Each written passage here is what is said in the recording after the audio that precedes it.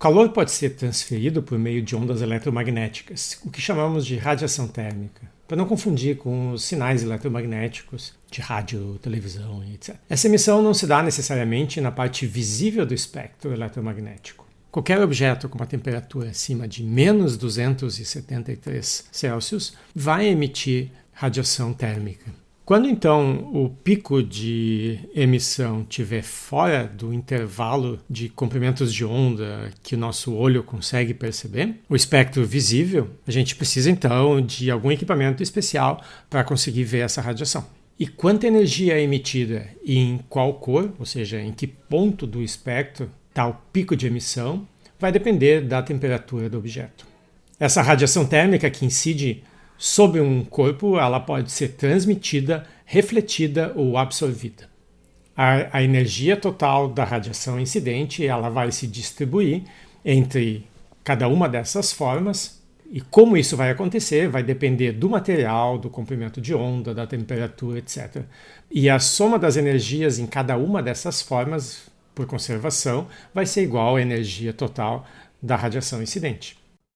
Um caso limite são aqueles materiais com brilho metálico como um espelho. Eles possuem alta refletividade, são maus transmissores e absorvem muito pouca radiação. Já um objeto escuro, como ele não reflete nem transmite quase nada, ele absorve boa parte da radiação que recebe. O que em física se chama de corpo negro é o caso ideal, onde a fração de energia absorvida é 100%. Um bom absorvedor de radiação é também um bom emissor.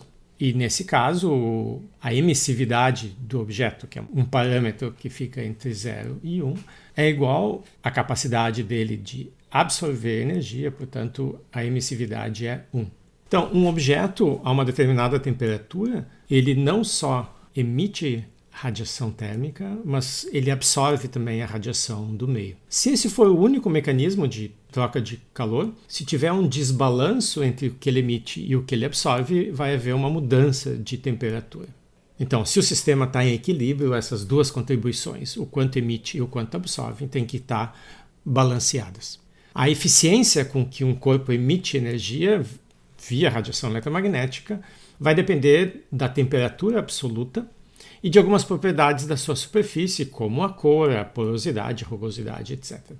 A taxa de emissão vai depender da área da superfície e da temperatura absoluta do objeto, onde o sigma aqui é uma constante conhecida como constante de Stefan-Boltzmann.